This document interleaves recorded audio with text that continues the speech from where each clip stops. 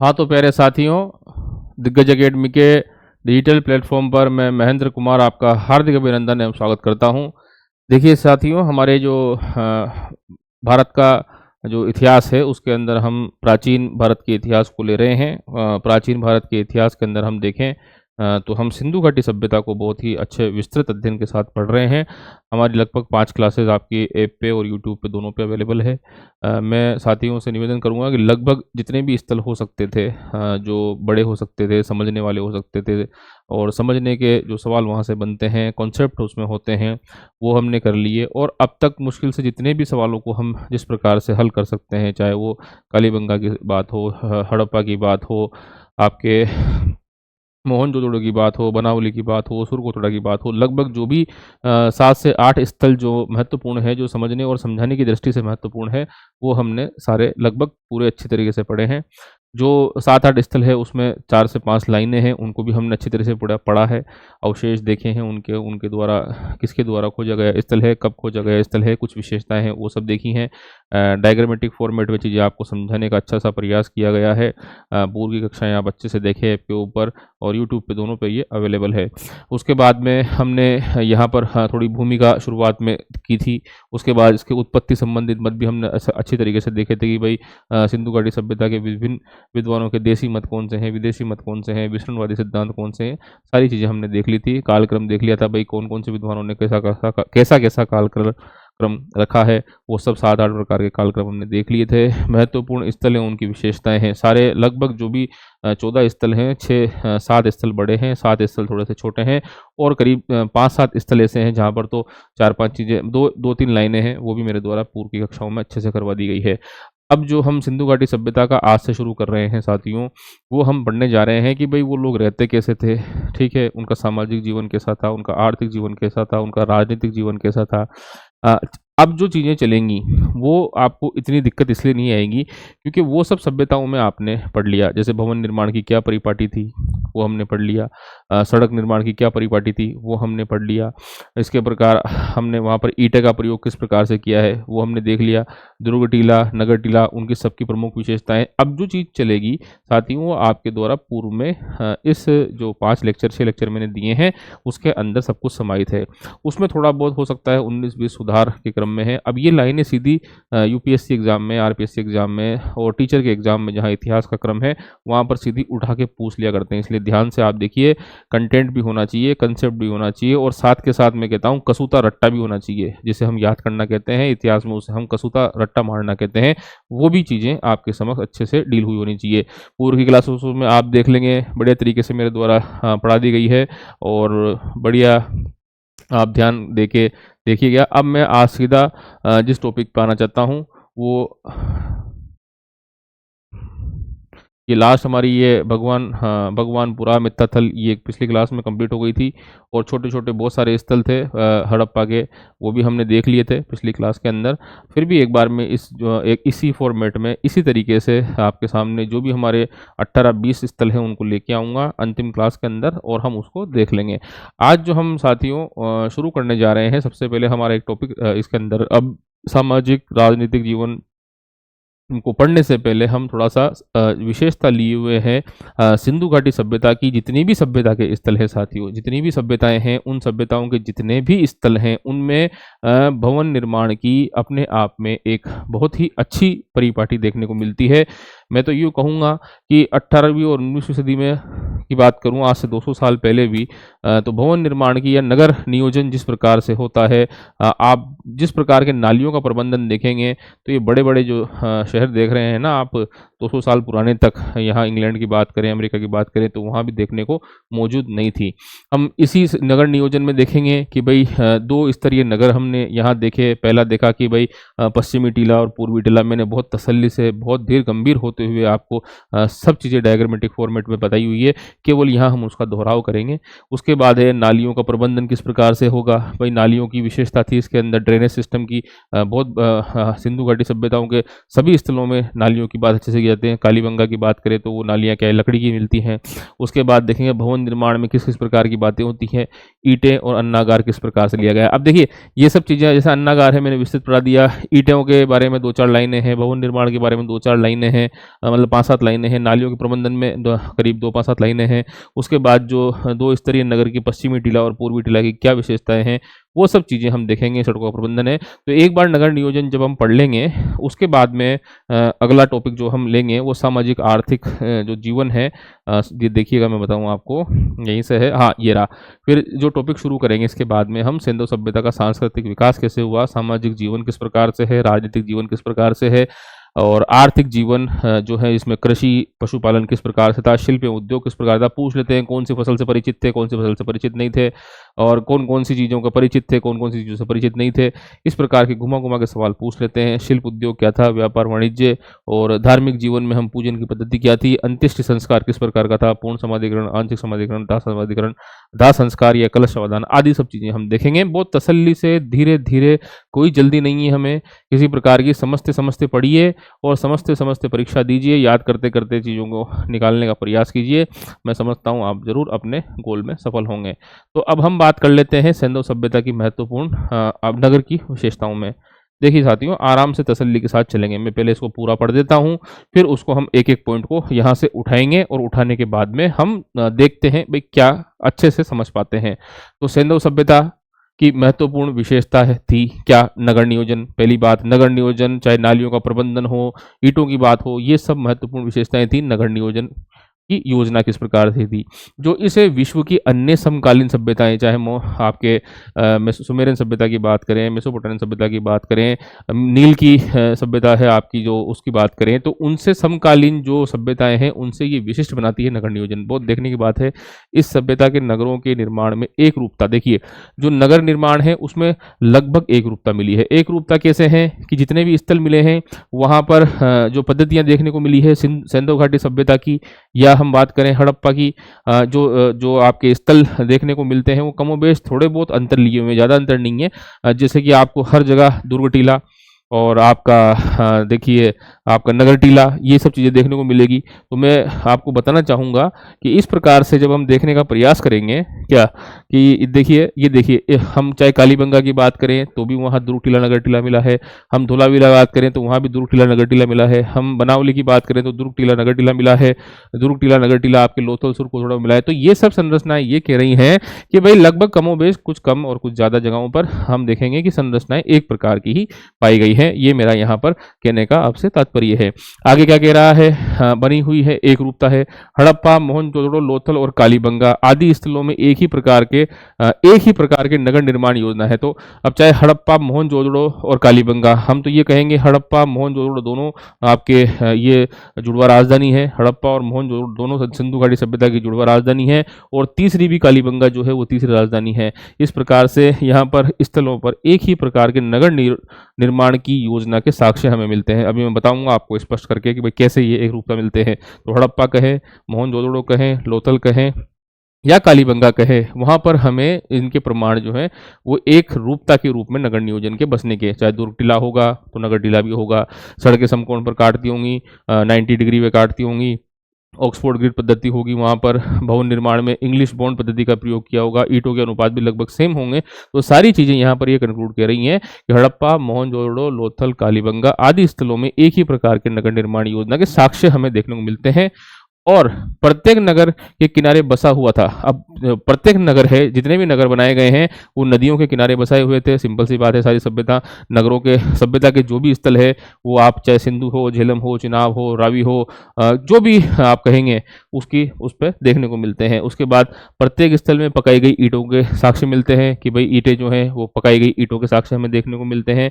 नगरों का निर्माण चेस बोर्ड ग्रिड पद्धति के द्वारा किया गया है। चेस बोर्ड ग्रिड पद्धति वही है जो आप अपने घर में देखते हैं कि भाई ये चेस बोर्ड होते हैं, उस चेस बोर्ड में समकोण पर सब रेखाएं काटती है। तो जो सारी पद्धति है वो चेस बोर्ड ग्रिड पद्धति के आधार पर हुआ था। नगर व्यवस्थित एवं नियोजित तरीके से बसाए गए थे, ये इनकी विशेषता है नगर नियोजन के अंदर। अब दो टीले यहाँ देखने को मिलते हैं। दो टीले कौन कौन से हैं? पहला है सेंधव सभ्यता, या देखो सेंधव बोलूंगा, हड़प्पा बोलूंगा, सिंधु बोलूंगा, तीनों एक ही वर्ड हैं। सेंधव बोलूं, सिंधु बोलूं, चाहे हड़प्पा बोलूं, मुख्यतः अगर नाम ढूंढोगे तो हड़प्पा सभ्यता इसका नाम मिलेगा। अब देखिए दो टीले थे साहब, पहले पढ़ देते हैं फिर इनको बताएंगे, ठीक है। कि साहब दो टीले थे। पश्चिमी टीला अपेक्षाकृत ऊंचा और छोटा था। अब मैं आपको समझाना चाहता हूं कि जैसे ये मैं यहाँ खड़ा है, यहाँ कोई व्यक्ति खड़ा हुआ है, देखिएगा यहाँ पे कोई व्यक्ति है, ये एक्स व्यक्ति है और वो यहाँ पर खड़ा हुआ है। तो जो ये ऊंचाई पर लिया हुआ स्थल है और जो नीचाई पर लिया हुआ स्थल है, ये आपको देखने को मिलेगा। तो दो टीले हैं, ये तो है आपके पश्चिमी टीला और ये निचला स्तर है, उसे हम बोलते हैं पूर्वी टीला। जब इसकी दृष्टि पड़ेगी तो इसकी हाइट कम दिखेगी और जब इसकी दृष्टि पड़ेगी तो इसकी हाइट अधिक दिखेगी। तो वही कह रहा है कि पश्चिमी टीला अपेक्षाकृत ऊंचे और छोटे थे। तो देखिए ये आकार में ऊंचे हैं और छोटे हैं, ये आकार में बड़े हैं और नीचे स्थान पे हैं। उसके बाद जो है टीले पर, इस टीले को दुर्ग कहते हैं। अब इसको हम जो टीला है उसे हम ये दुर्ग टीला कह दें, गढ़ी टीला कह दें, है ना, या पुरोहितों का टीला कह दें, ये आदि नाम इसके देखने को हमें मिलते हैं। क्या काम होता था यहाँ पर? प्रशासनिक काम होते थे, लोगों के सामान्य जीवन के सार्वजनिक या सरकारी काम यहाँ पर किए जाते थे, इसलिए सार्वजनिक भवन और प्रशासनिक भवन हमें यहाँ देखने को मिलते हैं। उच्च वर्ग, धनाढ्य वर्ग, संभ्रांत वर्ग के जो लोग होते हैं वो आपके पश्चिमी टीले में रहने का काम करते थे। इसी प्रकार से पूर्वी टीले की बात करें तो पूर्वी टीले में हम जो है नगर अवस्थित थे, सामान्य बाजार थे, व्यापार वाणिज्य व नगर टीले में, यहीं पर नगर टीले में व्यापार हुआ करता था। यहाँ से आवासीय क्षेत्र स्थित थे, यानी कि आवास पाए जाते थे। हम देखेंगे कि समकोण पर सड़कें काट रही है, मोहनजोदड़ो की मुख्य सड़क बड़ी और उनके अंदर की जो छोटी जो गलियारे हैं उनके अंदर कुछ आवास पाए गए हैं। तो आवासीय क्षेत्र जो है वो आपके पूर्वी टीले के अंदर पाए गए हैं। यहाँ इस टीले के अंदर नगर क्षेत्र में श्रमिक रहते हैं, सामान्य नागरिक रहते हैं, शिल्पकार रहते हैं, कारीगर रहते हैं, आदि लोग यहाँ रहते हैं। मैंने बहुत गहराई से बताया है, कोई रिपीट करने वाला मामला है। पश्चिमी टीले की तुलना में पूर्वी टीला बड़ा होता है, तो पूर्वी टीला आपको बड़ा दिख रहा है और पश्चिमी टीला छोटा दिख रहा है। अब आगे चलते हैं कि इसकी क्या क्या विशेषताएं हैं, आगे देखते हैं। इसकी विशेषता है नगर नियोजन, शहर का केंद्र क्या है? पश्चिमी टीला अधिक ऊंचाई पर था, दुर्ग जो है उसे दुर्ग टीला, पुरोहित वर्ग यहाँ रहते थे। पूर्वी टीला कम ऊंचाई पर था, निचली शहर निचले टीला, निचला शहर निचला टीला कहलाता था। व्यापारी, नागरिक, सैनिक और शिल्पी वर्ग आदि जो है वो पूर्वी टीले में रहने का काम करते थे। अब इसको पढ़ते हैं, आइए। सिंधु सभ्यता में लगभग सभी स्थलों पर, अब देखो मैं यहाँ बात करूंगा तो वो जो सारे स्थलों की बात करूंगा, मैं कोई मोहनजोदड़ो की बात नहीं करूंगा, मैं हड़प्पा की बात नहीं करूंगा, मैं आपके कालीबंगा की बात नहीं करूंगा, मैं सुरकोतरा की बात नहीं करूंगा, मैं धोलावीरा की बात नहीं करूंगा। जो हम स्पेशल लेंगे वो तो लेंगे ही, लेकिन जब मैं कहूंगा टोटल सिंधु सभ्यता या कहूंगा हड़प्पा सभ्यता, तो आपको दिमाग में ये बात रखनी है कि ये कमोबेश सभी स्थलों की विशेषताओं के बारे में बात कर रहे हैं। अब कोई हम अलग से चन्हूदड़ो नहीं पढ़ रहे हैं कि हम चन्हूदड़ो के नगर नियोजन को पढ़ रहे हैं, नहीं, हम पूरी आपकी जो सभ्यता है, आप चाहे मांडा के स्थल से लेके का गेंडोर तक देखेंगे, आप जो भी स्थान देखेंगे उनकी पूरी बात हम यहाँ कर रहे हैं। तो सिंधु सभ्यता के लगभग सभी स्थलों में दुर्ग जो है मजबूत रक्षा दीवारों से घिरे हुए हैं। एक बार हम पढ़ते हैं फिर हम समझेंगे कि सिंधु सभ्यता के लगभग सभी स्थलों में दुर्ग मतलब जहां पर पुरोहित वर्ग रहता था। मैंने बताया आपको, एक तो दुर्ग टीला होता है, एक आपके नगर टीला होता है। तो दुर्ग टीला यानी कि वो स्थान जहां पर निर्णय लिए जाते थे, नीतियां बनाई जाती थी, पुरोहित वर्ग रहता था, धनाढ्य वर्ग रहता था, संभ्रांत वर्ग रहता था। तो दुर्ग मजबूत रक्षा दीवारों से, क्योंकि सुरक्षा के मामले में थे, धन वगैरह यहाँ रहते थे, अस्त्र वगैरह वहां रहते हैं, लेकिन अस्त्रों के प्रमाण हमें मिलते नहीं है, लेकिन कुछ इस प्रकार की चीजें हमें देखने को मिलती। लेकिन हम बात करें चन्हूदड़ो की, तो चन्हूदड़ो के अंदर, दुर्ग के अंदर आप देखेंगे चन्हूदड़ो के अंदर जो दुर्ग टीला है उसके अंदर रक्षा प्राचीर देखने को नहीं मिलती। कमोबेश को भी कारण रहा हो, हम उसमें नहीं जाएंगे, हमें केवल इतना ध्यान रखना है कि सिंधु सभ्यता के जितने भी स्थल है उसके अंदर जो दुर्ग टीला होता है, जो दुर्ग टीला है मैंने अभी आपको ऊपर बताया, वो वहां पर मजबूत रक्षा प्राचीर से बने हुए रहते थे, वहां गार्ड भी रहते थे, संतरी रहा करते थे। लेकिन चन्हूदड़ो ऐसा स्थान है जहां पर हमें देखने को नहीं मिलता है। उसके बाद हम बात करेंगे कालीबंगा के अंदर, तो कालीबंगा का दुर्ग एवं नगर क्षेत्र दोनों ही, अब देखिए इसके अंदर 4-5 चीजें हैं।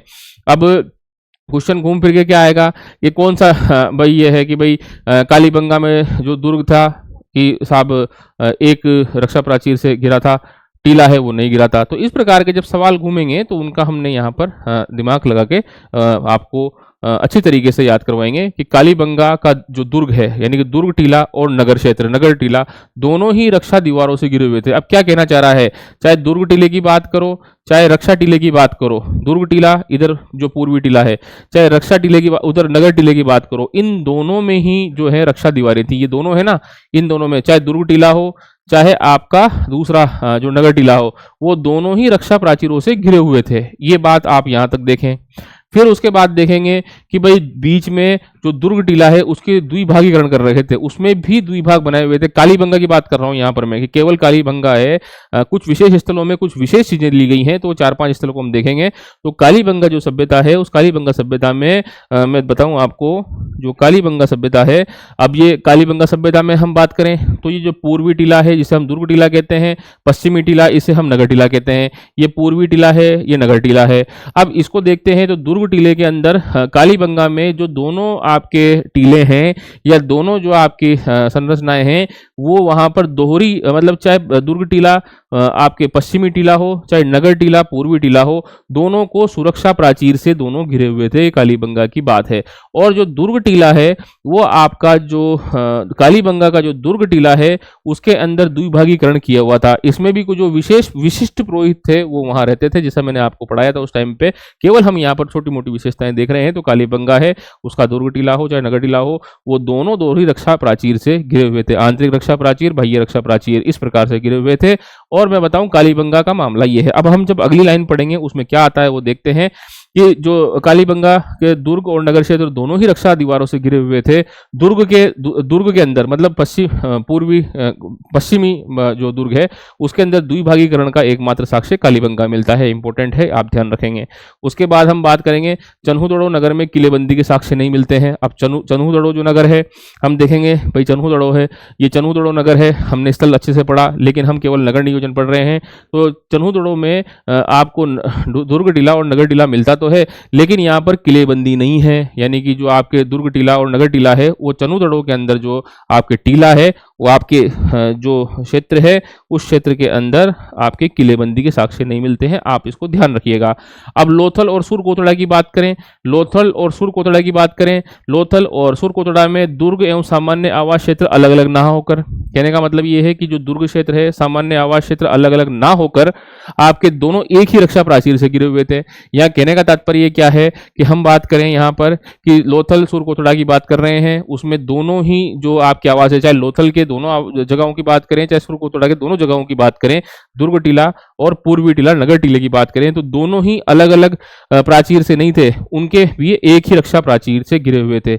और धोलावीरा, नामक हड़प्पा कालीन नगर 3 भागों में मैंने पढ़ाया था आपको। इसी क्लास की तीसरी आप वीडियो देखेंगे, इसी लेक्चर्स की तीसरी वीडियो देखेंगे तो वहां पर दुर्ग टीला, मध्यम नगर और निचला नगर आदि तीनों चीज हमें देखने को मिलता है। और प्रत्येक भाग अलग अलग रक्षा दीवारों से घिरा हुआ था। जो प्रत्येक भाग है वो अलग अलग रक्षा दीवारों से घिरा हुआ है। इसके अलावा संपूर्ण नगर चारों ओर रक्षा दीवारों से घिरे हुए हैं। क्या कहना चाह रहा है, आइए देखते हैं। ये कहना चाह रहा है कि हम बात करेंगे साहब यहाँ पर लोथल और सुरकोटड़ा की। लोथल में भी दुर्ग टीला मिलेगा, सुरकोटड़ा में भी नगर टीला मिलेगा। तो दोनों जगहों पे दुर्ग टीला जो पश्चिम में है, नगर टीला जो कि पूर्व में है, ये सामान्य जनता के लिए है, विशेष जनता के लिए है। तो दोनों में क्या है, जैसा आप इस संरचना में देख रहे हैं कि भाई दोनों में अलग अलग प्रकार से सुरक्षा प्राचीर बनाई गई है, 1 और 2, ठीक है, ये मामला है।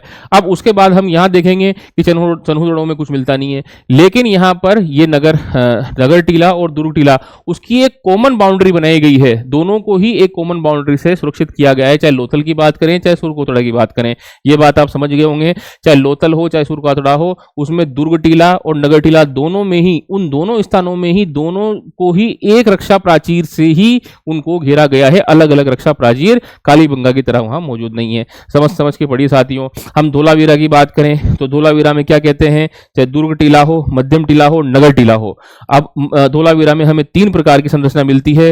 विशेष बात है, ये एक ही ऐसा स्थल है पूरी सभ्यता के अंदर जिसमें मध्यमा नगर में मिलता है, दुर्ग टीला, मध्यमा और नगर टीला। अब यहाँ क्या कह रहा है कि धोलावीरा की जो प्रत्येक आपका टीला है, चाहे मध्यमा टीला है, दुर्ग टीला है, नगर टीला है, वो सब अलग अलग रक्षा प्राचीरों से घिरे हुए हैं। ये नगर टीला, मध्यमा टीला और दुर्ग टीला, और इसकी अलग से रक्षा प्राचीर है, इसकी अलग से रक्षा प्राचीर है, इसकी अलग से रक्षा प्राचीर है। धोलावीरा की कहानी ये है। साथ ही साथ आप बनवाली की भी समझ लें कि बनवाली ऐसा स्थल है जिसके अंदर केवल और केवल दुर्ग टीले के अंदर दोहरी रक्षा प्राचीर मिलेगी। मतलब एक रक्षा प्राचीर है जो यहाँ पर बनी है, लेकिन नगर को है यहाँ पर रक्षा प्राचीर से दूर रखा गया है। इस प्रकार से समझ समझ के आप पढ़ने का प्रयास करेंगे तो मैं समझता हूं अच्छे से परीक्षा में कंसेप्चुअल सवाल भी अच्छे से दूर होंगे और कंसेप्ट बना के ही पढ़ना पड़ेगा।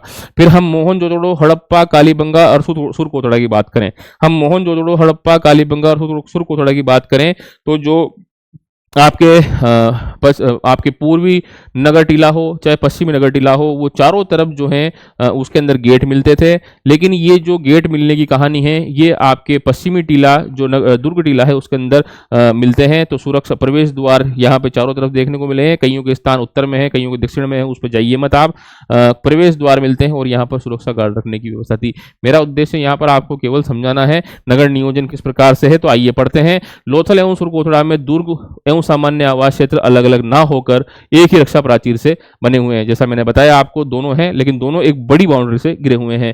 धोलावीरा नामक स्थान में नगर जो है वो 3 भागों में विभक्त है। मध्यमा बताया मैंने आपको, उसके बाद आपको पूर्वी और पश्चिमी बताया। यथा दुर्ग मध्यमा नगर जो है वो प्रत्येक भाग, उनका प्रत्येक भाग चाहे आपके दुर्ग हो, मध्यमा हो, निचला हो, अलग अलग रक्षा दीवारों से घिरे हुए थे, जैसा मैंने अभी बताया आपको। इसके अलावा संपूर्ण नगर चारों ओर से, संपूर्ण नगर चारों ओर से दीवारों से घिरा हुआ था। मतलब क्या कहना चाह रहे हैं कि अलग अलग रक्षा प्राचीरों से घिरने के साथ भी, यहां पे मैं और बता दूं आपको एक चीज और देखिए कि ये कहना चाह रहा है, इस लाइन को मैं भी कंक्लूड कर देता हूं कि इसके साथ साथ भी ये और व्यवस्था थी।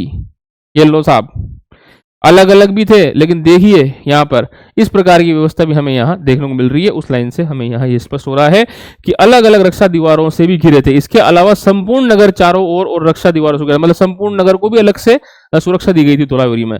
और बनावली की बात करें तो बनावली नामक हड़प्पा स्थल में दुर्ग एवं नगर अलग अलग ना होकर, दुर्ग और नगर अलग अलग ना होकर रक्षा प्राचीर से घिरे थे, एक ही रक्षा प्राचीर से। मतलब बनावली नामक जो हड़प्पा स्थल है वो दुर्ग और नगर अलग अलग नहीं होकर एक ही रक्षा प्राचीर से हमें यहाँ घिरने को देखने के प्रमाण मिल रहे हैं। इसके अलावा दुर्ग से अलग से किलेबंदी की गई थी।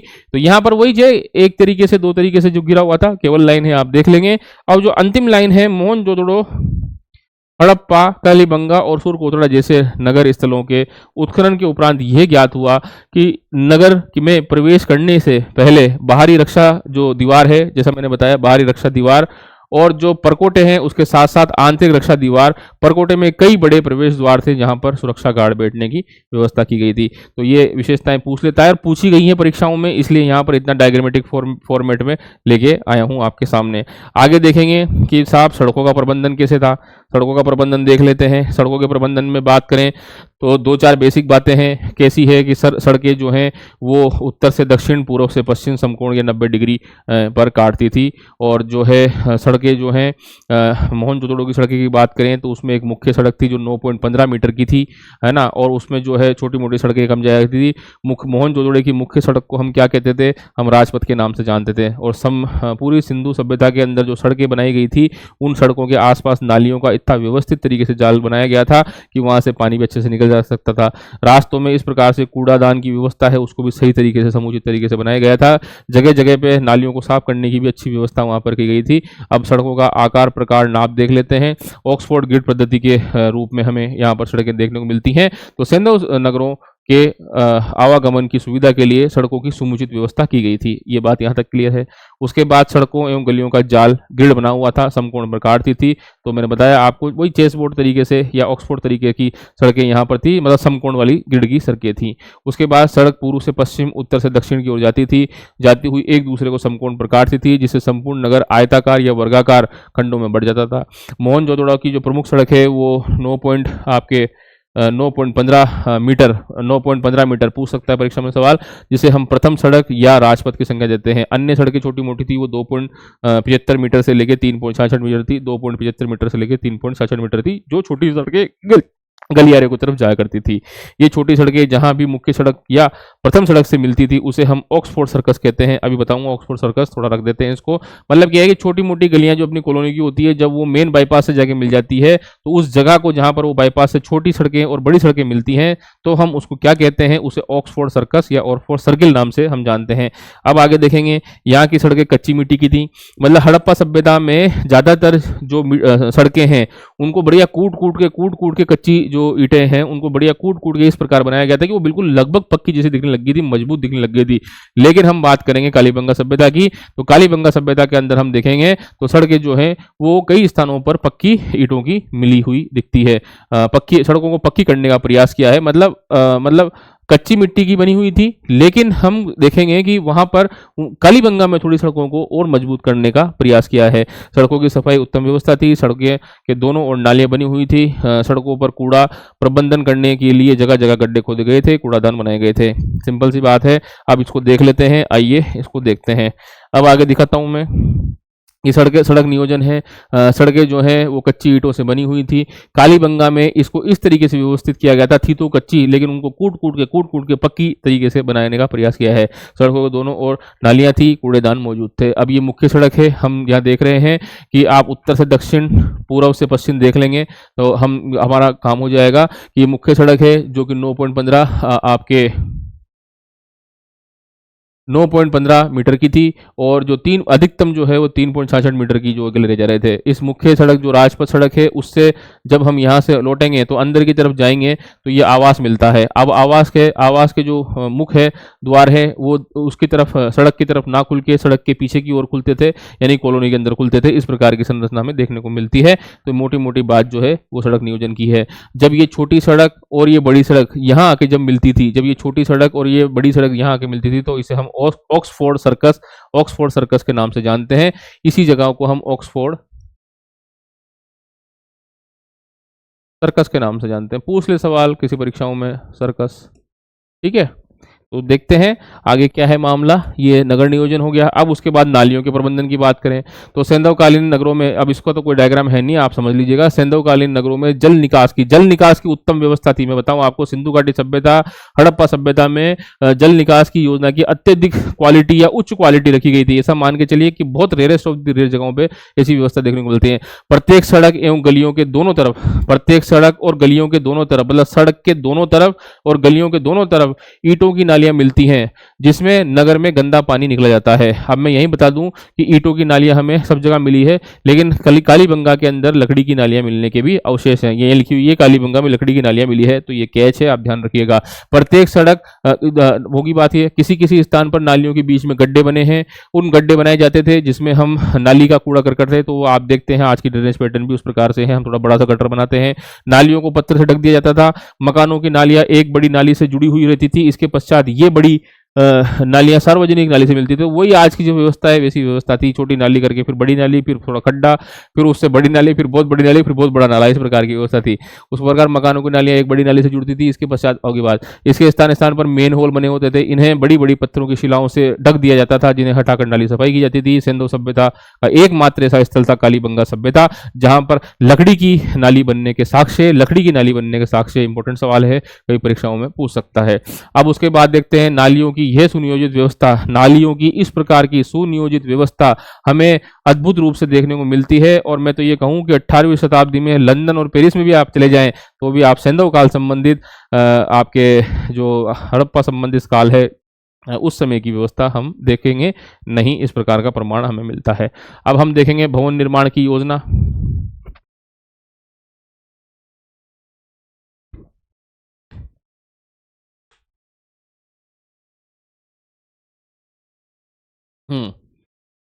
अब भवन निर्माण की योजना समझ लेते हैं। अमूमन भवन कैसे थे मैं बताऊं आपको। भवन 2 से 3 मंजिला हुआ करते थे, कहीं 2 मंजिल, कहीं 3 मंजिल। जैसे आप भवन के अंदर प्रवेश करोगे तो एक पर्दा प्रथा के रूप में हमें एक बीच में एक दीवार मिलती थी। जैसे लेफ्ट और राइट की तरफ जाएंगे तो हमें आंगन मिलेगा, उन आंगन के चारों तरफ हम देखेंगे तो हमें रसोई घर मिलेगा, उसके बाद कमरे मिलेंगे और कुछ स्नानागार मिलेंगे। और वैसे सभ्यताओं के हर घर में जो है कुएं मिलने की संभावना तो थी, लेकिन कई जगहों पर हर घर में कुएं थे और कई जगहों पर 2-4 घरों में हम कुएं देखने को मिलते हैं। और जो ऊपर दूसरी मंजिल तीसरी मंजिल पे जाने के लिए सीढ़ियों का था, और जो ऊपर की तरफ छत थी वो आपकी जो छत है वो लकड़ी की बनी हुई थी। ये विशेष विशेषताएं आपको यहाँ देखने को मिलेंगी। तो देखेंगे कि भवन निर्माण की योजना में हम देखेंगे सिंधु सभ्यता, हम सिंधु सभ्यता कह लें, सिंधु सभ्यता कह लें या हड़प्पा सभ्यता कह लें, सब बात एक ही है। नगरों में मकान योजनाबद्ध तरीके से किए गए थे साहब, बिल्कुल तरीके से मकान बनाए गए थे। हड़प्पा सभ्यता के प्रत्येक मकान के बीच में एक आंगन था, जैसे मैंने बताया, जिसके चारों ओर कमरे बने हुए थे। अभी बताएंगे, आपके आंगन के चारों ओर कमरे थे। प्रत्येक मकान में रसोई थी, स्नानागार था, शौचालय था, कोई दिक्कत नहीं है। अधिकांश घरों में कुएं बनाए गए थे। मोहनजोदड़ो और कालीबंगा के प्रत्येक मकान में कुएं थे। तो ये दो स्थल है, मोहनजोदड़ो और आपके मोहनजोदड़ो और कालीबंगा ऐसे दो स्थान हैं जहां पर हर घर के अंदर कुएं मिले हैं। अन्य नगरों से प्रत्येक घर में कुएं नहीं मिले हैं। मकान 2 या 3 मंजिला बने हुए थे, क्योंकि अधिकांश घरों से सीढ़ियों के साक्ष्य मिले हैं। तो इसका मतलब यह है कि मकान जो है वो 2 या 3 मंजिले थे। इसकी छतों पर लकड़ी की थी, छतें लकड़ी की थी, सीढ़ियां ईंटों की बनाई गई थी, सीढ़ियां ईंटों से निर्मित थी। मकानों के दरवाजे और खिड़कियां मुख्य सड़क की तरफ ना खुलकर, जैसे मुख्य विशेषता है कि मकानों के जो दरवाजे हैं, आज भी हम देखते हैं मेन सड़क पे तो हमारे दरवाजे खुलते ही नहीं है। एक मेन सड़क होती है, फिर उसकी लिंक सड़क होती है, उससे एक सब लिंक सड़क होती है, वहां जाकर हमारे दरवाजे खुलते हैं। तो मकानों के दरवाजे और खिड़कियां मुख्य सड़क पर ना खुलकर गलियों की ओर खुलती थी। परंतु अपवाद स्वरूप लोथल के मकान, वेरी वेरी इंपॉर्टेंट, लोथल के मकानों के दरवाजे मुख्य सड़क पर खुलते थे। हो सकता है थोड़े हिम्मत वाले हों लोथल के लोग, इसलिए लोथल के जो दरवाजे हैं मुख्य सड़क पर खुलते थे। आइए आगे देखते हैं। उसके बाद ईंटों की बात कर लें। हाँ, तो मैं आपको बता देता हूँ, मकानों की व्यवस्था भी दिखा देता हूँ। मकानों को देख लेते हैं, ठीक है। तो मकान क्या है, देखिए ये मकान का मुख्य द्वार है, ठीक है। मकान के मुख्य द्वार में आप मुख्य द्वार जो गेट है उससे जस्ट अंदर की तरफ संरचना नहीं दिखे तो बीच के अंदर आंगन से और दीवार के मध्य में एक दीवार उठाई जाती थी ताकि अंदर क्या चल रहा है ये दिखे नहीं। उसके बाद आप देखेंगे तो रसोई घर मिलेगा, फिर कमरे मिलेंगे, 1 2 3 कमरे मिलेंगे। ये लेआउट है मोहनजोदड़ो के मकानों का। उसके बाद यहाँ स्नानागार मिलेगा, स्नानागार के यहाँ हंसी कुआं मिलेगा और आंगन इस प्रकार से मिलेगा। तो ये जो है इस प्रकार से था। अब भवन निर्माण में आगे चलेंगे तो जो सीढ़ियाँ, ये मकान का ये प्रथम स्थल है, ये द्वितीय स्थल है, तीसरा तल है। तो मतलब जमीनी स्तर, पहली मंजिल, दूसरी मंजिल। तो यहाँ पर देखेंगे मुख्य द्वार है, ये आपने देखा लोथल का है। मुख्य द्वार जो है वो लोथल में मुख्य सड़क पर है, लेकिन शेष अन्यों में मुख्य सड़क पर नहीं मिलता। यहीं से देखेंगे तो सीढ़ियाँ मिलती है मकानों में, जो दरवाजे हैं और ये खिड़की मिलती है, और जो आपके मकान की जो तीसरी मंजिल या दूसरी मंजिल जो भी है वहाँ पर लकड़ी की छत की संरचना मिलती है। अब ईंटों का अनुपात भी मैं आपको यही बता दूँ। ईंटें जो हैं वो आपके यहाँ पर जिस प्रकार की मिली है सभ्यता के अंदर, तो वो सभ्यता के अंदर 4:2 अनुपात की ईंटें हमें देखने को मिलती है। प्राक हड़प्पा की अगर बात करें, प्राक हड़प्पा ईंटों का अनुपात अगर आपसे पूछ लिया जाए, प्राक सिंधु की ईंटें हैं तो वो 3:2:1 की है, और हड़प्पा की ईंटें जो है वो 4:2 की है। ईंटों का आकार जो है, हम लंबाई की बात करें तो 27.94 सेंटीमीटर है, मुख्यतः 27.94 सेंटीमीटर है। हम चौड़ाई की बात करें तो 13.97, 13.97, 13.97, 13.97। ऊंचाई की बात करें तो चाहे बड़ी ईंट जो हमें मोहनजोदड़ो से मिली है या सामान्य ईंटें मिली है वो है 6.35 सेंटीमीटर की ऊंचाई ली हुई, यानी कि जो ऊंचाई है आपकी वो आपकी 6.35 सेंटीमीटर है। ईंटों की जो लंबाई है वो 27.94 सेंटीमीटर है, और आपकी जो चौड़ाई है वो 13.97 सेंटीमीटर है। हम जैसे ही बात करेंगे कि हमारे को एक स्थल मिला है मोहनजोदड़ो के अंदर, वहां पर एक बड़ी ईंट मिली है, वो 51.43 सेंटीमीटर की है, 51.43 सेंटीमीटर की लंबाई वाली है, 26.27 सेंटीमीटर की चौड़ाई है, 26.27 सेंटीमीटर की चौड़ाई है, और ऊंचाई की बात करें तो ऊंचाई 6.35 सेंटीमीटर है दोनों ईंटों की। यहीं पर मैं बात करूंगा कि जो मकान बनाने की जो तरीका है, ईंटों को रखने का तरीका है, वो यहाँ देखेंगे तो एक ईंटियां इसमें चूना गारा लगाते थे, और इस प्रकार से ईंटों को जमाने की पद्धति है उसे हम इंग्लिश बॉन्ड पैटर्न या इंग्लिश बॉन्ड पद्धति के रूप में जानते हैं। तो ये सब बातें हैं, आइए मैं इनको तसल्ली से उधर पढ़ देता हूं। ठीक है। तो हड़प्पा सभ्यता में भवन और नालियां, ठीक है। अब हड़प्पा सभ्यता में भवन और नालियां पक्की ईंटों से बनी हुई थी, वेरी इंपॉर्टेंट पार्ट है। ईंटें जो है वो चतुर्भुजाकार थी, यानी कि 4 भुजाएं ईंटें की थी। हम देखते हैं यहाँ पर सामान्यतः मकानों के निर्माण में 27.94 13.97 और 6.35 यानी 27.94, 13.97 और 6.35 सेंटीमीटर की ईंटें मिलती थी, जिनका अनुपात 4:2:1 मिलता है। परीक्षा में अगर सवाल आया कि हड़प्पा सभ्यता की ईंटों का अनुपात पूछे तो आपको 4:2:1 लगा के आना है। लेकिन अगर आपसे पूछे कि प्राक हड़प्पा स्थल की ईंटों का अनुपात, तो आपको 3:2:1 लगाना है। परीक्षा का सवाल है, ये सही माना गया है। आपसे प्राक पूछे तो 3:2:1 लगाना, लेकिन सामान्य मकानों की पूछे तो 4:2:1 लगाना। उसके बाद हम देखेंगे सबसे बड़ी ईंट का साक्ष्य मोहनजोदड़ो से मिला है। एक ईंट मिली है जो बहुत बड़ी है, मोहनजोदड़ो से मिली है। इसका जो अनुपात है 51.43 सेंटीमीटर इसकी लंबाई है, 51.43 सेंटीमीटर इसकी लंबाई है, 51.43 सेंटीमीटर लंबाई है, 26.27 सेंटीमीटर इसकी चौड़ाई है, 26.27 सेंटीमीटर ये चौड़ी है, और वही 6.35 सेंटीमीटर, चाहे छोटी ईंट की बात करें चाहे बड़ी ईंट की बात करें, दोनों की ऊंचाई लगभग सेम है। इस सभ्यता से ईंटों की जुड़ाई जो है, चिनाई है, वो इंग्लिश बॉन्ड पद्धति के द्वारा से की जाती थी। और केवल कालीबंगा में अलंकृत ईंटें मिली हैं। कालीबंगा में हम देखते हैं कि ईंटें हैं, उसके ऊपर अलंकरण या ज्यामितीय अलंकरण देखने को मिलता है। कालीबंगा और रंगपुर से कच्ची ईंटों के प्रयोग के प्रमाण भी हमें मिलते हैं। तो ये ईंटों की बात हो गई, ईंटों की बात हो गई। आइए साथियों, अब हम चलते हैं अन्नागार। अब अन्नागार हमें जो है वो आपके कहाँ कहाँ मिले हैं, वो तो ये है कि हड़प्पा, मोहनजोदड़ो, लोथल और कालीबंगा।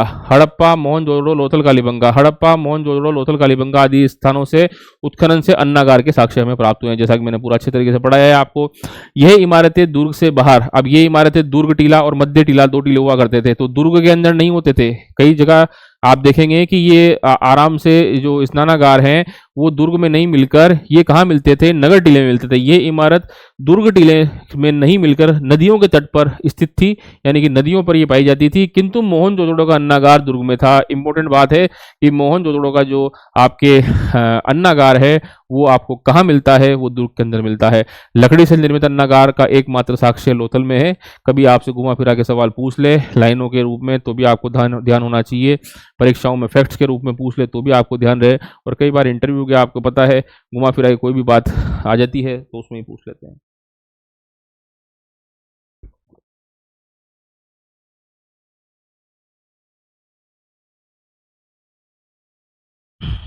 अब आगे देखते हैं। हाँ, ये हमने जो यहाँ से यहाँ तक पढ़ा है साथियों, ये हमने अलग कस से एक सेंधो सभ्यता के अंदर टॉपिक है। नगर नियोजन परीक्षाओं में सवाल आते हैं क्योंकि इंपॉर्टेंट चीज़ है, तो हमने जो है इसलिए ये नगर नियोजन का टॉपिक लिया है। अब नगर नियोजन के बाद जो हम शुरू कर रहे हैं, अब थोड़ा सा कंसेप्चुअल मैटर है, चीज़ों को समझते समझते आगे बढ़ेंगे। चीज़ें आपकी सारी पड़ी हुई हैं, बस अब जो है वो स्थल जो है वो आपके सामने घूम घूम कर ही आएंगे, इसके अलावा कुछ नहीं है बातें इसके अंदर।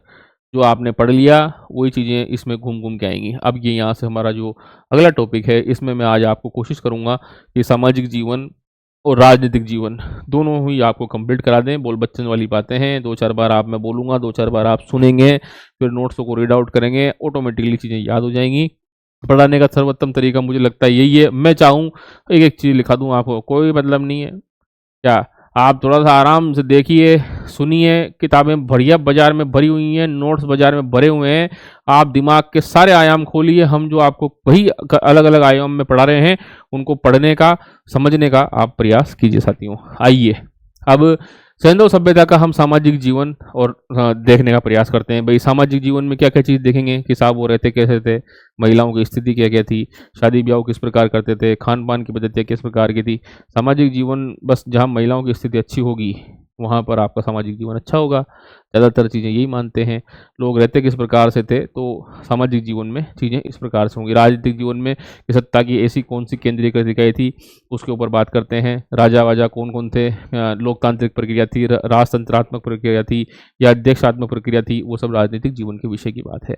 अब सामाजिक जीवन की बात है। अब ये मैं आपको एक एक लाइन को 2-2 बार 3-3 बार पढ़ूंगा, अपना आप आपको समझ में जाएगी। भाई सेंधो सभ्यता है, सेंधो सभ्यता, सिंधु घाटी सभ्यता, हड़प्पा सभ्यता, तीनों एक ही बात है। क्षेत्र से प्राप्त साक्ष्य, वहाँ से जो साक्ष्य मिले हैं, जो चीज़ निकल के आई है, उससे ज्ञात होता है कि इस सभ्यता के जो लोग हैं वो जीवन सुखी और सुविधापूर्ण था। मतलब जो सभ्यता के लोग हैं उनका जीवन बहुत ही सुखी और सुविधापूर्ण था। मतलब लोग यहाँ मस्त रहते थे, सुविधाएं दिखता है ना, क्योंकि आप ग्रामीण संस्कृति से एक नगरीय संस्कृति की ओर आ सकते हैं। तो नगरीकृत सभ्यता थी, तो यहाँ पर आप देखते हैं आज भी गाँव में सुविधा कम है और नगरों में सुविधा ज़्यादा है। उसी आधार पर जीवन सुखी और सुविधापूर्ण था।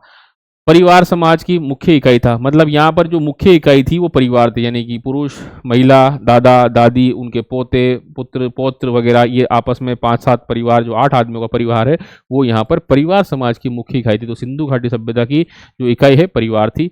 खुदाई में बहुसंख्यक नारी मूर्तियां मिली हैं, हमें देखते हैं उर्वरा देवी की मूर्ति मिली है।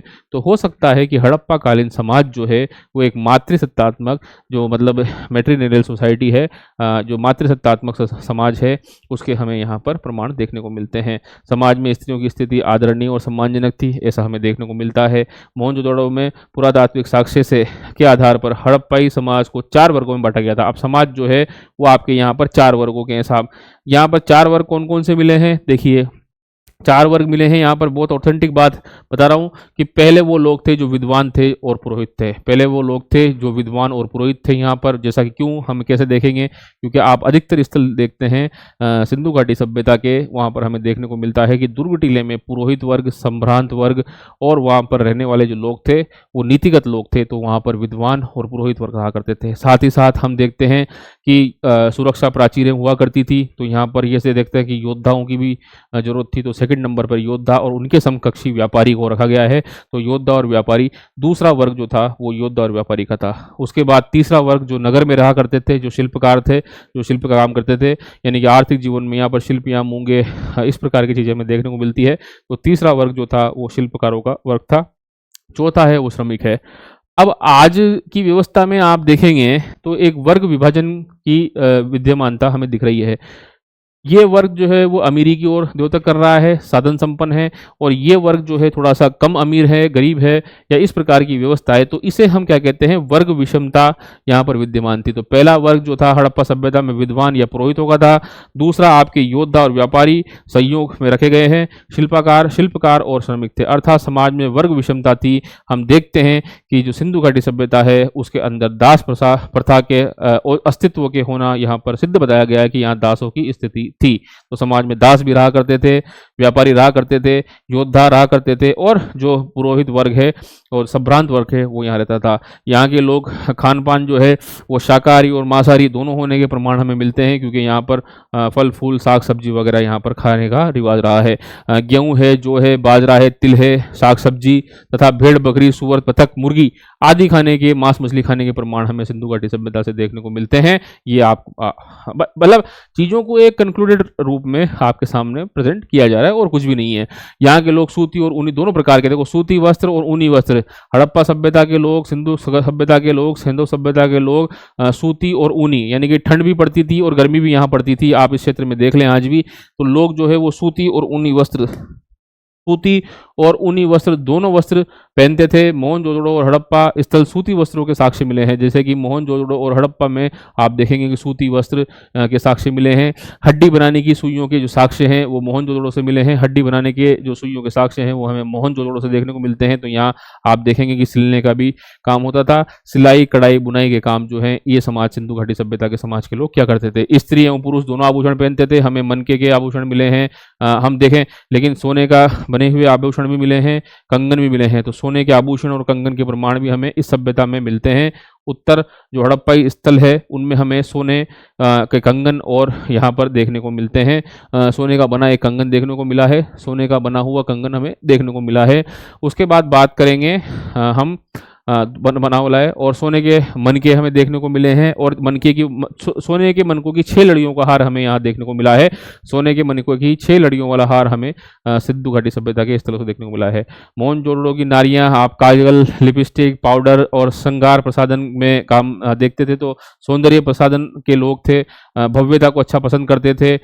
थोड़े से मतलब आप समझिए बात को कि मतलब यहाँ पर मतलब मेकअप वेकअप का काम अच्छा होता था यहाँ पर, मतलब सुंदरता को ये अच्छा मानते थे यहाँ के लोग। और चंदूदड़ो से तो लिपस्टिक मिलने के साक्ष्य मिले हैं। देखिए साथियों, चंदूदड़ो स्थल है जहाँ से लिपस्टिक के मिलने के साक्ष्य हैं। और वेरी वेरी इंपॉर्टेंट बात देखिए आज के परिप्रेक्ष्य में बहुत इंपॉर्टेंट बात है। और नौसारो और मेहरगढ़ पाकिस्तान, नौसारो और मेहरगढ़ पाकिस्तान में जो हमारी माताएं हैं, जो हमारी आपकी पत्नियां हैं, मतलब पत्नी है, बहुएं हैं, वो जो मांग में सिंदूर लगाती हैं, उसके प्रथम बार अगर प्रमाण अगर हमें कहीं देखने को मिलते हैं तो ये नारी की मूर्ति मिली है, जिसमें मांग में लाल रंग भरने के जो साक्ष्य हैं वो हमें है नौसारो और मेहरगढ़ पाकिस्तान से हमें देखने को मिलते हैं। बहुत अच्छी बात है। तो विदित होता है कि मांग में सिंदूर भरने की प्रथा हड़प्पा कालीन है। बहुत अच्छी बात है। जितनी भी हमारी बहनें देख रही हैं यहाँ पर, कभी पूछे कि भाई ये मांग में सिंदूर भरने की प्रथा कहाँ से आई है, तो आप बताइएगा अपने घर में। तो देखिए आपके ज्ञान की कितनी की कहाँ से कि भाई ये हड़प्पा सभ्यता स्थल की एक विशेषता है, नौसारो और मेहरगढ़ की, पाकिस्तान की, जहाँ से हम इसको देखने का। उस समय पाकिस्तान नहीं था, वो पाकिस्तान तो अभी 1947 में बना है, लेकिन नौसारो और मेहरगढ़ पाकिस्तान में। बहरहाल आगे चलिए। सेंधो निवासी आमोद प्रमोद में मतलब खुशी के समय में पासा खेलने का काम करते थे, ये देखने को मिलता है। अब पासे हैं वो आपको हमें हड़प्पा सभ्यता से मिट्टी के, पत्थर के और कांचली मिट्टी से निर्मित 7 पासे मिले हैं। तो हड़प्पा में हमें, हड़प्पा जो स्थल है मुख्य, उसके अंदर मिट्टी के पासे, पत्थर के पासे, कांचली के पासे और 7 पासे मिलने के साक्ष्य मिले हैं। इस सभ्यताओं में हम शतरंज की गोटियां देखते हैं। पासे का खेल और शतरंज का खेल लगभग अमूमन बराबर सा खेल है। तो इस सभ्यता में विभिन्न स्थलों में शतरंज की गोटियां हमें देखने को मिलती जुलती है। ये जो शतरंज की गोटियां हैं वो आपके मिट्टी की, शंख की गोटियां मिली हैं, संगमरमर की, स्लेटी, सेलखड़ी की आदि निर्मित गोटियां देखने का प्रमाण हमें कहाँ मिला है, वो हमें मिला है आपके इस सभ्यता के स्थल में। लोथल से खेलने के बोर्ड मिले हैं। अब देखिए 2-4 जगह आएंगे भाई, खिलौने विलौने, स्टेडियम भी देखेंगे। तो लोथल जो जगह है, लोथल से खेलने का बोर्ड मिला है। एक लोथल जगह है गुजरात के अंदर, वहाँ से खेलने का एक बोर्ड मिला है। बोर्ड, खेलने के बोर्ड के 2 साक्ष्य मिले हैं। साहब खेलने का एक बोर्ड है, इस तरह का एक बोर्ड मिला है, जिसमें से एक मिट्टी का बोर्ड है और दूसरा ईंट से निर्मित बोर्ड है। एक बोर्ड मिला है, उस पर क्या खेलते थे, चेस वेस खेलते होंगे, पासा खेलते होंगे, या उनका कोई भी अन्य प्रकार गोटियों वाला खेल होगा। तो ये कहाँ से मिली है संरचना, लोथल से मिली है। खेलने का बोर्ड मिला है, 2 बोर्ड मिले हैं, एक बोर्ड मिट्टी का बोर्ड मिला है, एक बोर्ड आपका ईंट से निर्मित है। कच्छ की खाड़ी के पंचम द्वीप में स्थित जूनीकरण, अब देखिए ये वो स्थल है जो आपके जूनीकरण कच्छ की खाड़ी में स्थित है। जो कच्छ की खाड़ी के अंदर ये स्थल है, इसमें एक लैंग्वेज मैंने लिखी थी, वो भी मैं बता देता हूँ आपको। धोलावीरा के नज़दीक देखिए साथियों, धोलावीरा स्थल है। उस धोलावीरा स्थल के नज़दीक कच्छ की खाड़ी के पंचम द्वीप में, धोलावीरा स्थल के कच्छ की खाड़ी के नज़दीक पंचम द्वीप में जूनीकरण स्थित है। यहाँ पर हमें 2 विस्तृत स्टेडियम देखने को मिले हैं। तो देखिए ये मनोरंजन के लिए यहाँ के लोग यहाँ पर स्टेडियम जाते थे। जैसे आप हम क्रिकेट खेलने जाते हैं, हॉकी देखने जाते हैं, तो यहाँ पर लोग खेल को इतना प्रमोट करते हुए जो स्टेडियम है वो जूनीकरण में पाया गया है, कच्छ की खाड़ी में। और ये सभ्यता के अंदर ये एक बहुत ही विशेषता वाली बात देखने को मिलती है। आगे देखते हैं कि भाई यदि लोथल गोदीबाड़ा के लिए प्रसिद्ध था, यदि लोथल गोदीबाड़ा के लिए प्रसिद्ध था तो जूनीकरण के क्षेत्र स्टेडियम के लिए प्रसिद्ध है। तो लोथल के अंदर क्या मिलता है, गोदीबाड़ा मिलता है, मैंने आपको फोटो भी दिखाया था। और जूनीकरण जो है वो स्टेडियम के लिए प्रसिद्ध है, दोनों ही गुजरात में है। मनोरंजन के लिए अन्य साधन, जानवरों की शिकार देखते थे, ये मुर्गों मुर्गियों को लड़ाया करते थे, उसके बाद जो मछली का शिकार करते थे, पशुओं की लड़ाइयों को देखते थे, नृत्य, संगीत और मनोरंजन के साधन में अपना काम किया करते थे। ये इनका जो जीवन है वो मैंने आपको सामाजिक जीवन बताया है। अब हम राजनीतिक जीवन के ऊपर बात करेंगे, तो 5 मिनट।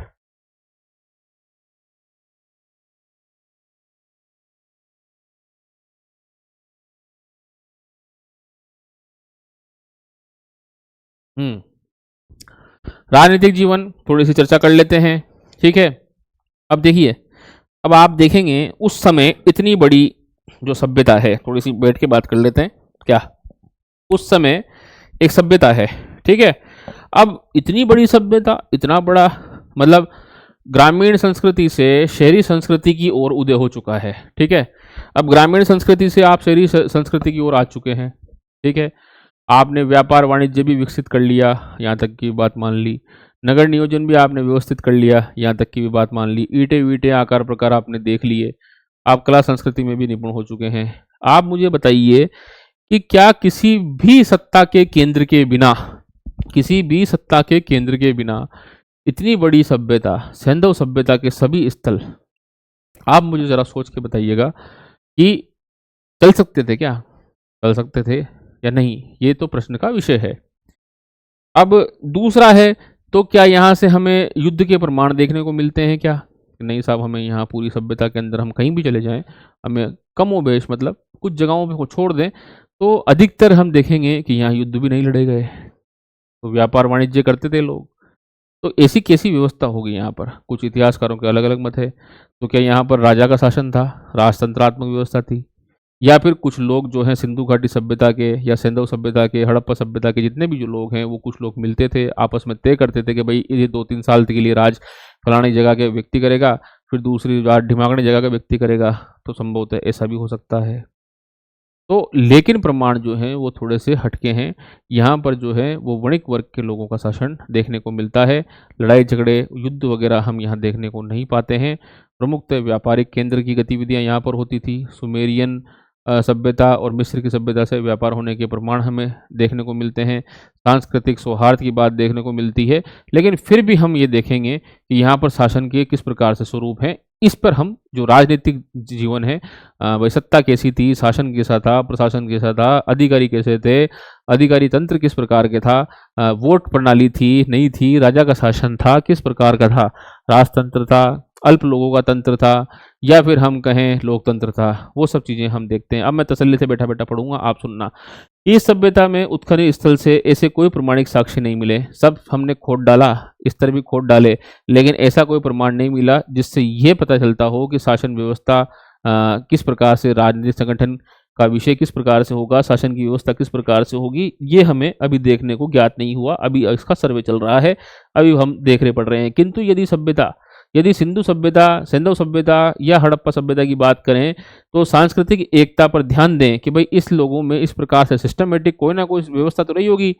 बिना व्यवस्था के कोई सिस्टम चलता नहीं है। तो यहाँ पर हम देखते हैं ध्यान केंद्रित किया जाता है, तो ऐसी एकता किसी केंद्रीय सत्ता के बिना रहना संभव नहीं है। हाल बस हम इतनी सी बात कह सकते हैं। अब इस सभ्यता की राजनीतिक दृढ़ता इसी से ज्ञात होती है कि ये लगभग 600 ईसा, मतलब 600 वर्षों तक ये सभ्यताएं विद्यमान रही। 1 साल 2 साल की बात नहीं है, 600 साल तक इस सभ्यता का अस्तित्व रहा है। तो हम यहाँ देखेंगे कि राजनीतिक जीवन किस प्रकार से 2350 से लेकर 1750 तक का इसका समय बताया गया है, ईसा पूर्व का, तो 600 वर्ष तक तो रही है। मिस्र और मेसोपोटामिया की तरह इस सभ्यता के किसी भी स्थल से मंदिर एवं धार्मिक भवन के साक्ष्य नहीं मिले। अब देखिए यहाँ जो है इतिहास में जो बात मिलती है कि साहब जो आपकी सभ्यताएं हैं, कौन कौन सी सभ्यताएं हैं? एक तो सभ्यताएं आपकी मिस्र की और मेसोपोटामिया की। तो वहाँ पर किस प्रकार का शासन था कि साहब वहाँ पर पुरोहित वर्ग का शासन था। पुरोहित जो कहाँ रहा करते थे? पुरोहित जो है वो आपके मंदिरों में रहा करते थे। मंदिर में क्या काम किया करते थे? घंटे वंटे बजाया करते थे और शासन चलाया करते थे। और वहाँ पर जो सारे लोगों ने बैठ के, जो मंदिर ने, राजा ने जो कह दिया, मतलब जो देवता ने कह दिया वो पुरोहित ने कह दिया, और पुरोहित ने जो कह दिया हम लोगों ने मान लिया। तो मिस्र और मेसोपोटामिया की तरह इस सभ्यता में किसी भी स्थल से मंदिर और धार्मिक भवन के साक्ष्य नहीं मिलते। भाई लोग इकट्ठे तो होंगे ना, वोट वोट देंगे, आज संसद है, इकट्ठे होते हैं लोग, सारी बात करते हैं। इस प्रकार की संरचना नहीं मिलती है। तो मंदिर नहीं मिलते हैं, ना कोई मस्जिद मिलती है, ठीक है, धार्मिक भवन नहीं मिलते हैं। लेकिन हमें यहाँ अपवाद स्वरूप कुछ विशाल स्नानागार हमें मिलता है। हमें स्नानागार आपके मोहनजोदड़ो है, हड़प्पा है, इस जगहों पर स्नानागार मिलते हैं। तो वहाँ पर लोग इकट्ठे होते हैं। तो संभवतः ये देखा जा सकता है कि इकट्ठे होकर वहाँ पर किसी भी शासन के स्वरूप को चलाने के लिए निर्णय लिए जाते होंगे। तो ये दो बातें हैं कि मिस्र मेसोपोटामिया की सभ्यता की तरह यहाँ कोई मंदिर, मस्जिद, मकबरे और किसी प्रकार के धार्मिक भवन नहीं मिले हैं जहाँ लोग इकट्ठे हों, क्योंकि वहाँ पर धर्मतंत्र का शासन चलता था। अब यहाँ देखते हैं आगे, तो विभिन्न हड़प्पा स्थलों में धार्मिक विश्वासों और आचारों में एक रूपता नहीं है। एक बात ये भी देख लें कि देखिए, जैसे आप आज के समय में बात करें, देखिए समझने वाला मैटर है, आप थोड़ा, मैं भी इसलिए बैठ कर समझा रहा हूँ। आप देखिए कि हम मूल रूप से ज़्यादातर हमारे हिंदुस्तान के अंदर जो पॉपुलेशन है वो हिंदू राष्ट्र की है, मतलब हिंदू लोग रहते हैं। हमारे पास ही का जो देश है वो है मुस्लिम राष्ट्र, जहाँ मुस्लिम जनसंख्या रहती है। तो अब देखिए, अब यहाँ का जो स्थल है वहाँ पे चाहे कालीबंगा की बात कर ले तो वहाँ पे धर्म दर्शन की कुछ अलग परिपाटी थी। हम सिंधु घाटी सभ्यता में सिंधु स्थल की बात कर लें, हड़प्पा स्थल की बात कर लें, मोहनजोदड़ो की बात कर लें, या लोथल की बात कर लें, चाहे बनावली की बात कर लें, तो यहाँ के लोग अलग अलग पद्धतियों से, अलग अलग पूजन विधियों से, अलग अलग तरीके से लोगों को काम करते हैं। चाहे दफनाने की विधियों में देख लें तो अंतर है, गहने वहने देख लें तो अंतर, एक रूपता जरूर है लेकिन कुछ मूलभूत अंतर है। तो हम यहाँ कहेंगे कि विभिन्न हड़प्पा स्थलों से धार्मिक विश्वास और आचारों के एक रूपता नहीं मिलती है। तो अलग अलग जगहों पर अलग अलग लोगों का विचार है, तो यहाँ प्रशासन भी अलग अलग तरीके से रहा होगा। तो इसलिए ये सोचना गलत होगा कि हड़प्पा में पुरोहित वर्ग का शासन है। अब खंडन इस तरह से हो रहा है कि यदि आप मोहनजोदड़ो, कालीबंगा और आपके हड़प्पा, इन 3 स्थलों में देखें कि भाई ये राजधानियाँ थीं, जैसे कि 2 थी, मोहनजोदड़ो और हड़प्पा तो थी, वहाँ पर पुरोहित रहते थे और वहीं से वो वहाँ पर फरमान जारी करते और सभ्यता के सारे लोग अगर मान लेते तो हम ये मानते कि पुरोहितों का शासन था। लेकिन यहाँ पर ऐसा नहीं था साथियों, ठीक है? इसका खंडन हो रहा है यहाँ पे, इसलिए ये सोचना गलत होगा कि हड़प्पा में पुरोहितों का वैसा ही शासन था जैसे कि मेसोपोटामिया, जैसे कि मेसोपोटामिया में नील की सभ्यता में उनके पुरोहितों ने एक जगह इकट्ठा होकर कह दिया वही लोहे की थी, लेकिन यहाँ ऐसी कोई व्यवस्था नहीं। हाँ, हमें मिला है अलग अलग जगहों पर दुर्ग टीले में अलग अलग पुरोहित रहते थे, लेकिन अपने अपने तरीके से पूजा करते थे, अर्चना करते थे, आम जनता की बात सुनते थे। इस प्रकार से हम देखते हैं यहाँ क्या पद्धति मिलती है। हम कहते हैं रहते हैं हड़प्पा सभ्यता क्षेत्र में हथियारों के साक्ष्य बहुत ही कम पाए गए हैं। हमने पूरी सभ्यता पढ़ी, हमें हथियार कहीं देखने को नहीं मिलता, तो संभवतः यहाँ पर हथियारों की बात बहुत कम इसलिए मिलती है क्योंकि युद्ध ही नहीं हुआ करते थे। बढ़िया वर्ग के लोग यहाँ रहते थे, व्यापार वाणिज्य में अपना काम करते थे और मस्त रहा करते थे। इस प्रकार से युद्ध लड़ने की कोई परंपरा हमें देखने को मिलती है। अतः संभव है कि हड़प्पा शासक वणिक वर्ग के हाथ में रहा होगा, इसलिए व्यापार प्रधानता हमें यहाँ देखने को मिलती है। अब बात करें कि स्टुअर्ट पिगट ने हड़प्पा और मोहनजोदड़ो को विस्तृत साम्राज्य की जुड़वा राजधानी कहा है और तीसरी राजधानी कौन सी थी? कालीबंगा थी।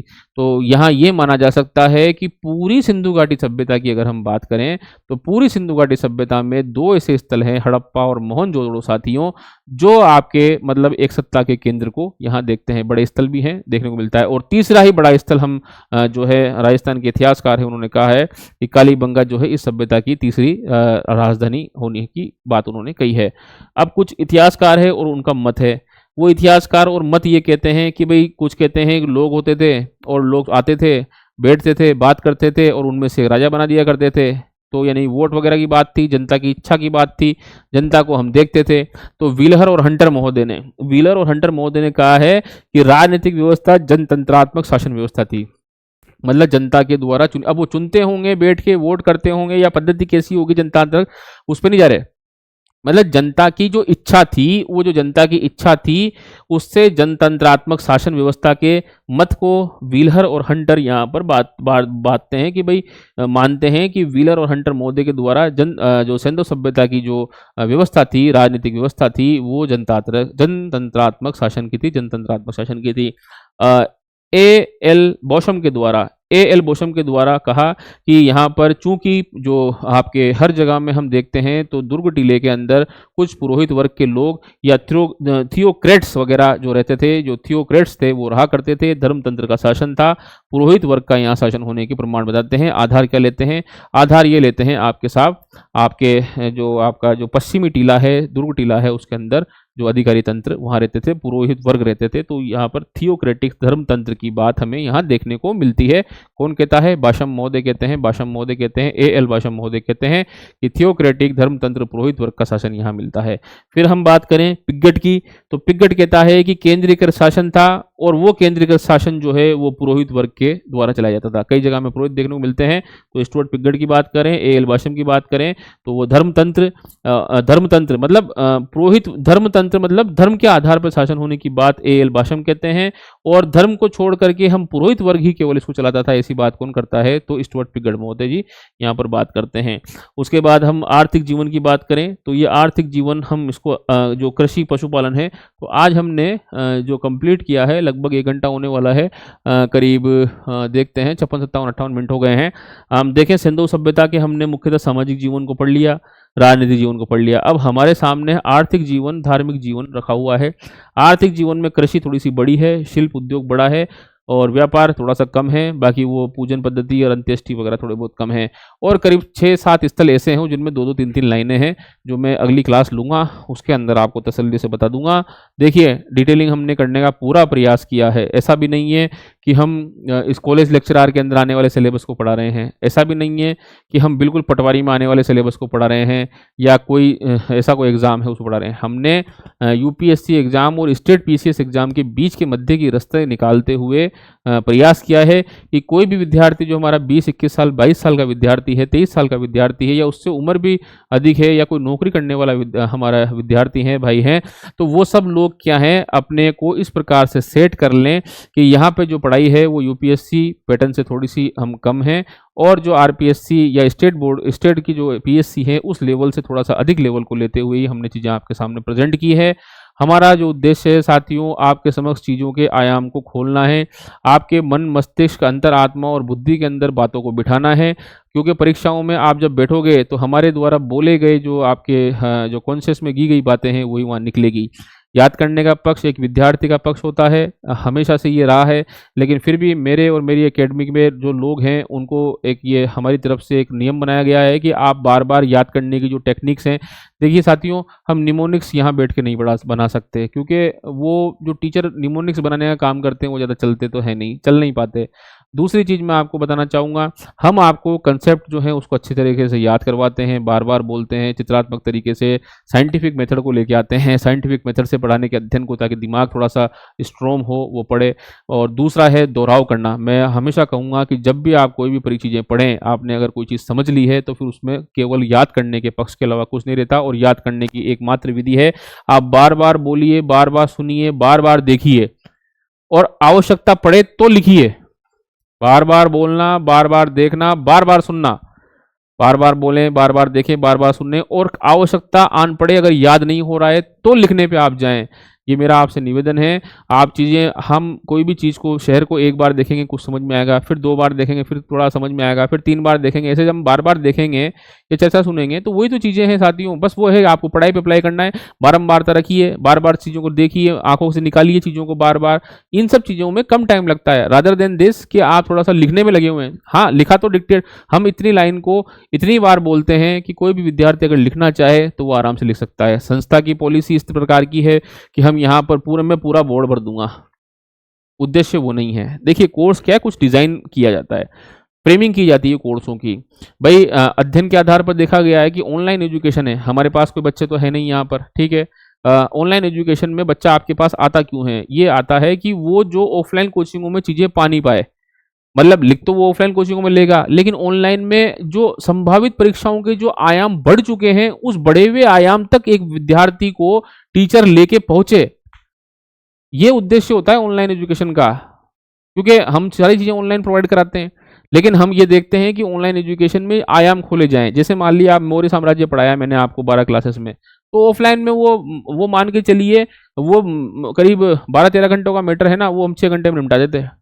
क्यों? क्योंकि हमें एक हमारे मुक्त हस्त तरीके से पढ़ाने का एक मंच मिला, हम चीज़ों को खोल के पढ़ा सकते हैं, बार बार पढ़ा सकते हैं, आप रिकॉर्डेड तरीके से बार बार उसको देख सकते हैं। आप भी देखिए, आज ऑनलाइन ज़माना है, परीक्षा के जो पैटर्न है वो बहुत बदल चुके हैं, 1-2 किताबों से पेपर आते नहीं है बच्चों, आप इसका ध्यान रखिए।